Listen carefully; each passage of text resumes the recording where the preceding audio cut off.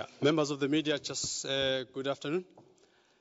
We just apologize for the slight delay. We will be starting in the next 3 minutes. So please just hang in there. Just 3 minutes, we'll be starting just now. So please, bit of patience. 3 minutes, just sit there, don't go, don't move. 3 minutes.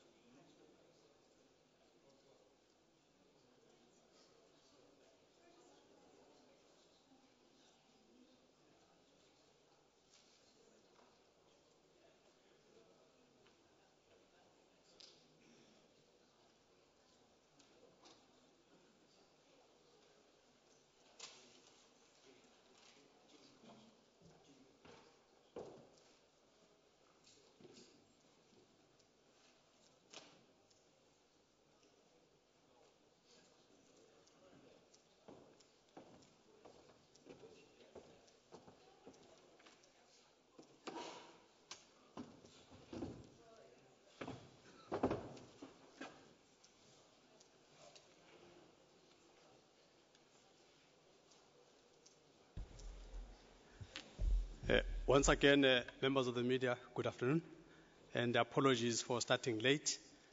The leader of the South African delegation, Minister Molewa, is held up, and she has asked me to deliver the message for her. So I have the privilege of delivering the message for her. But the deal is that you don't ask me difficult questions.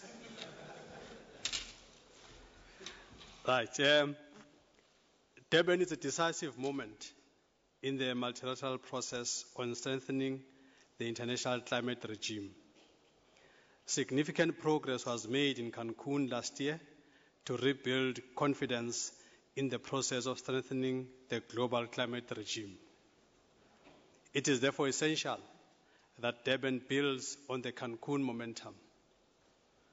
Durban must respond to the urgency of the problem by ensuring immediate implementation of agreements reached in Cancun and here in Durban, while simultaneously building a platform for a future international climate change regime that safeguards and secures a legally certain and enhanced multilateral, rules-based and well-capacitated response to climate change that is informed by what the science indicates is required.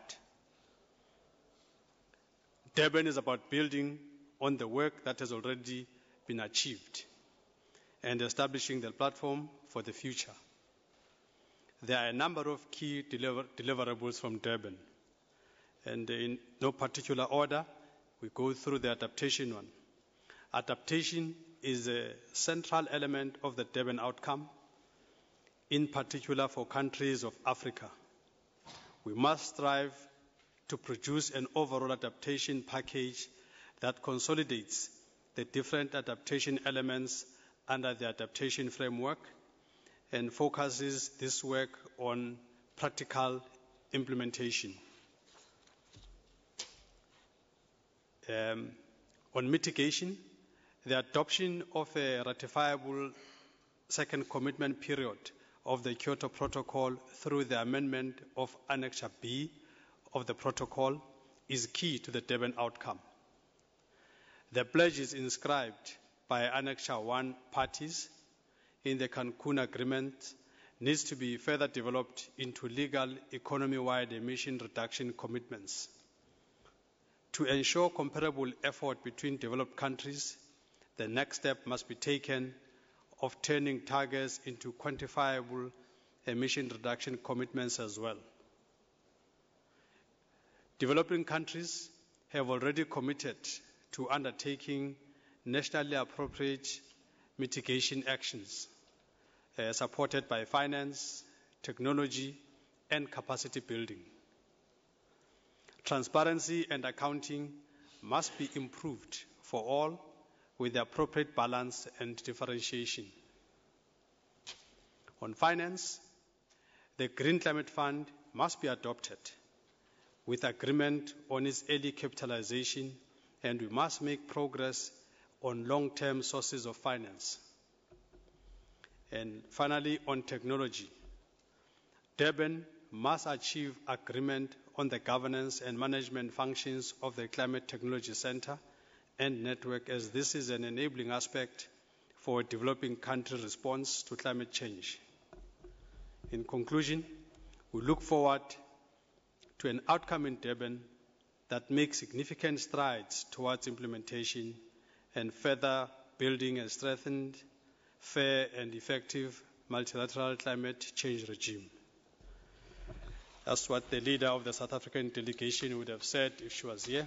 But as I said, she's held up elsewhere. Once again, my name is Jimmy Manyi. I am otherwise a cabinet spokesperson in the South African government. Are there any high-level questions?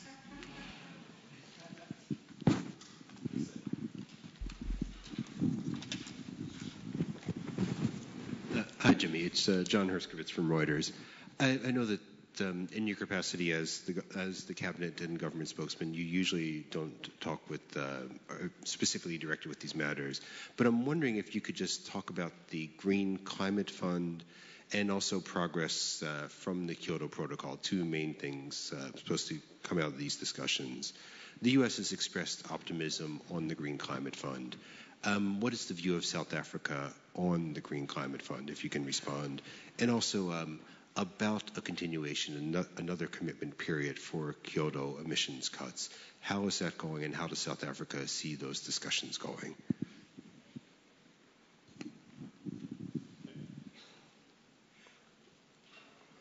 Any other question?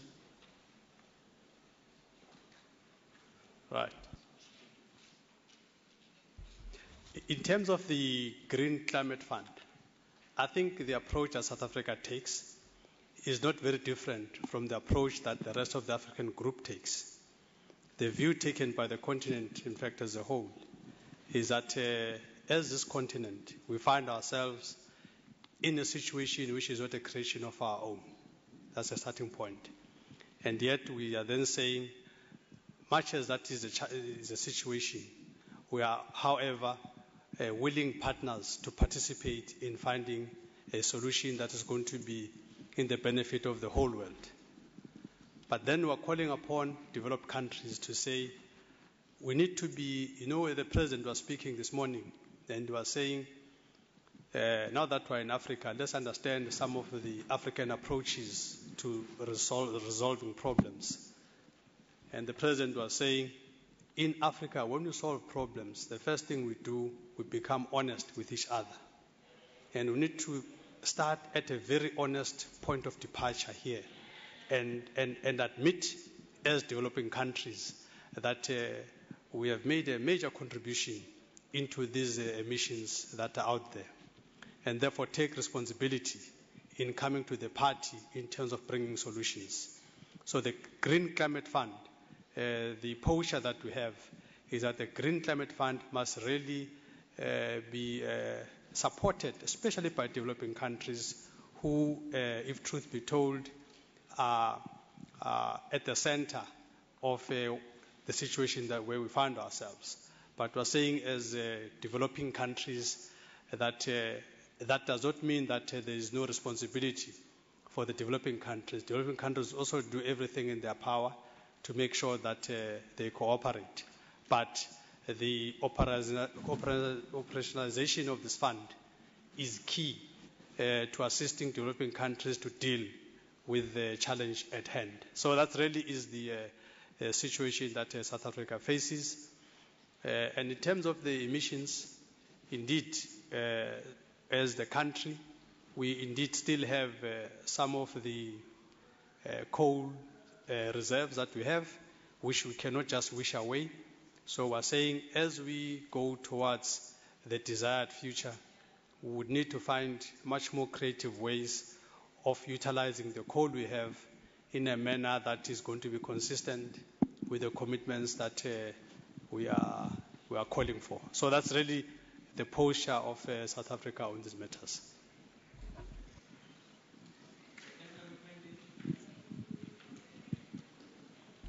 I didn't hear that. Okay.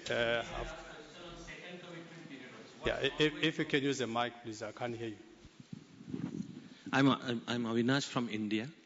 His question was also on second commitment period. We are also curious to know what is the stage at which this discussion on second commitment period is going on.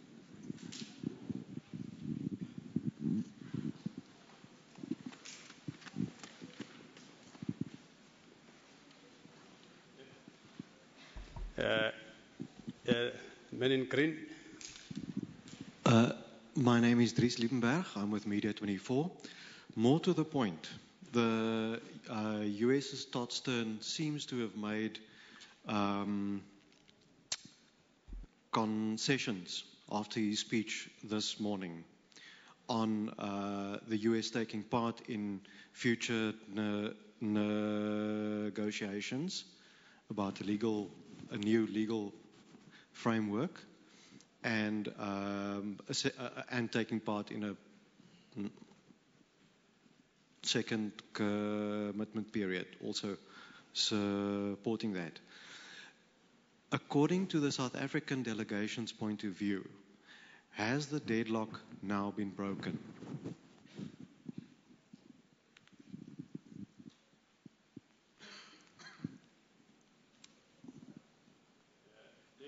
Right at the back.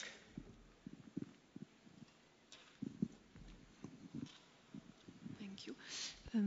Aline Brachet from the Newswire AEDD. I would like to know the strategy of South Africa for the last 2 days to get the deal on Friday evening. Thank you. Okay.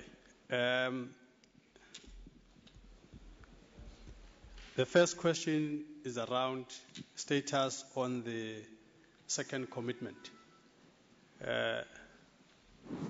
This is what the minister would have dealt with much better than me. But I think there is firstly, there is not deadlock. I'm going to deal with the second question, the first question together. There hasn't been any deadlock reported. And so I'm not sure when you say deadlock has been broken. The posture that South Africa has been taking, including countries like responding to countries like Canada, for instance, is to say that the only solution cannot be outside the talks, that they would encourage everyone to come to the talks, and whatever points need to be made must be made inside the room. So people must not go outside the room. So that's a posture that is being taken, that let's find solutions around the table. So COP17 must be a milestone in terms of making a lot of progress and a lot of agreements. So where we are as a country is we're on a persuasive mode to persuade everyone to make serious commitments so that Durban must be a landmark for progress. Now, we are very optimistic as a country. We are very optimistic that there will be agreements that will be made that are going to take us forward. But I'm not in a position to say what those agreements will be. But what is certain is that we do not envisage a situation where we deadlock. There will be certain undertakings that are made that would then map a clear roadmap towards the next COP. But we're very positive that there will be a good progress by end of day 2. So to go to the last question in terms of the strategy, our strategy has been communicated all the time, that we are really looking for a solution that is equitable, or looking for a solution that is fair, a solution that recognizes that in this game we are not equal partners, and therefore those with the resources must bring to the table the required resources to help developing countries who have the will, but they may not have the wherewithal to arrive at the solution that is being envisaged. So our strategy really is to be open, is to be fair, is to be honest in our discussions. As we were, we've got nothing to hide. You would see that in South Africa, we don't just talk about climate change. We don't just talk about these matters. We're actually actively on the ground doing demonstrable things. You would have seen on the energy front, the Minister of Energy launched, in fact, was awarding tenders to companies that will be assisting with the generation of energy using the alternative forms of energy. So we can see that South Africa is quite serious about this subject. So that's what the country is really doing. So the strategy is to demonstrate that it's not a lip service in South Africa. The issue of climate change is a serious matter. Already, we're also beginning to phase out the bulbs, the incandescent bulbs, towards the bulbs that comply to the low carbon emissions dictates. So that's really the strategy that we have, that we demonstrate on the ground that we're not paying lip service, and we will continue to persuade others to do what they can to get us to the desired space. Yes, sir.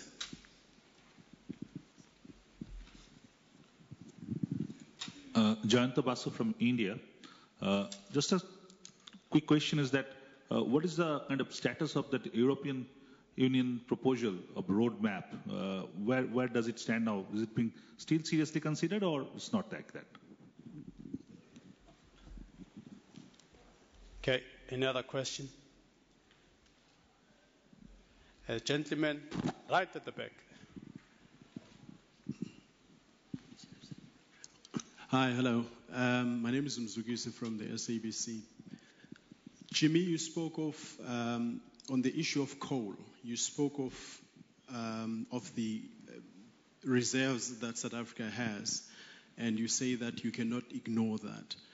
And you said that South Africa needs to find creative ways of using that coal. For me, I think it's a bit hypocritical in a sense, because you either use coal or you don't use it. Can you answer me on that one? Because, I mean, what do you mean when you say creative ways? Okay. Any other question? Okay, that final question, after this we close because other people must use the room. No other question? Right, thank you. On the question from the journalist from Libya about the EU roadmap, I honestly don't have details on that. I'm afraid I can't answer that question. But on the use of coal, yes, indeed, I repeat that we've got tons and tons of coal reserves in this country, which we will not wish away, but we will use them responsibly. You see what we can do with technology. Although coal is dirty, but there are other technological ways of using coal in a manner that deals with the undesired aspects of carbon emissions. So it's expensive to do it that way, but in fact I think some of the plants that are being erected are coal plants, but even the fact that it's coal, it does not mean that the only way to exploit coal is the dirty way. You can still exploit coal cleaner. So there is technology. What I'm talking about innovation. There are innovative ways of using coal as a resource, but you can use it cleaner. So there is a way to do that. So that's what we do. It's a more expensive route to take, but it's a route that will be explored by South Africa. Okay, so there's no contradiction and there's no hypocrisy on this matter, as it were. Okay, if there are no further questions, members of the media, thank you very much. The minister would have liked to have been here once again. We apologize that she got held up. I'm sure she'll be here tomorrow. Thank you.